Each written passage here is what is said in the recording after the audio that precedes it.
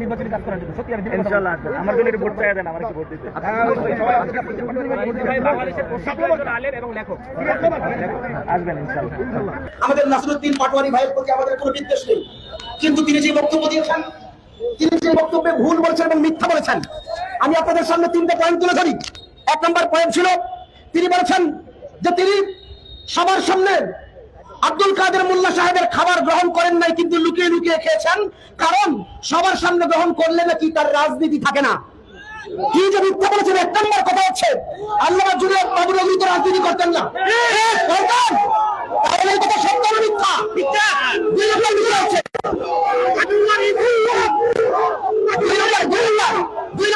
হচ্ছে দুই নম্বর বিষয় হচ্ছে আমরা সবাই জানি যে আব্দুল কাদের মোল্লা মরহুম সাহেবকে গত ফ্যাসিস্ট সরকারের আমলে তাকে যুদ্ধাপরাধী হিসেবে তাকে শাস্তি দিয়ে জেলখানায় রাখা হয়েছিল।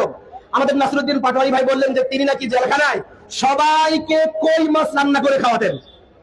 এর মানে তিনি কি জেলখানায় ছিলেন না শ্বশুর বাড়িতে ছিলেন? আমাদের প্রশ্ন হয়েছে সবাইকে আবার কিভাবে তিনি কই মাছ রান্না করে খাওয়ান? এর মানে যে মিথ্যা কোনো মানে ভুলের আমাদের এতে পরিষ্কার হয়ে যায়। 2 নম্বর বিষয় হচ্ছে উনি কই মাছই খাওয়াতেন। এর মানে কি কারাগারে তিনি কই মাছের চাষ করতেন নাকি? এত কই মাছ পেলেন কোথেকে? 3 নম্বর বিষয় হচ্ছে যদি তিনি সবার সামনে নাই খেয়ে থাকেন, একা একা খান, তাহলে নাসিরউদ্দিন পাটোয়ারির সামনে খেলেন কিভাবে? এবং এই যে খেলেন সেই সংবাদটা তো আব্দুল কাদের মোল্লা সাহেবের কাছে যাবে, তাহলে লুকানো হলো কোথায়? এর মানে এই পুরা বক্তব্যটা এটা তিনি সুস্পষ্টভাবে মিথ্যা বলেছেন, এতে কোনো সন্দেহ নেই।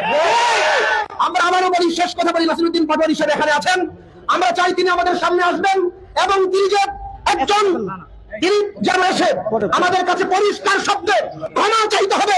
তিনি আমাদের হৃদয় স্পন্দন আল্লামা জুনায়েদ বাবুনগরীর বিরুদ্ধে যে মিথ্যাচার করেছেন, এই জন্য প্রকাশ্য জাতির সামনে ক্ষমা চাইতে হবে। আমাদের কাছে পরিষ্কার।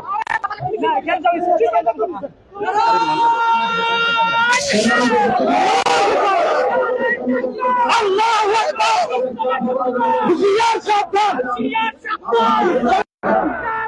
দর্শক, আমরা দেখতে পাচ্ছি নাসিরউদ্দিন পাটোয়ারির বিরুদ্ধে যে প্রোগ্রাম হচ্ছে, একই বিক্ষোভে নাসিরউদ্দিন পাটোয়ারি উপস্থিত হয়েছেন।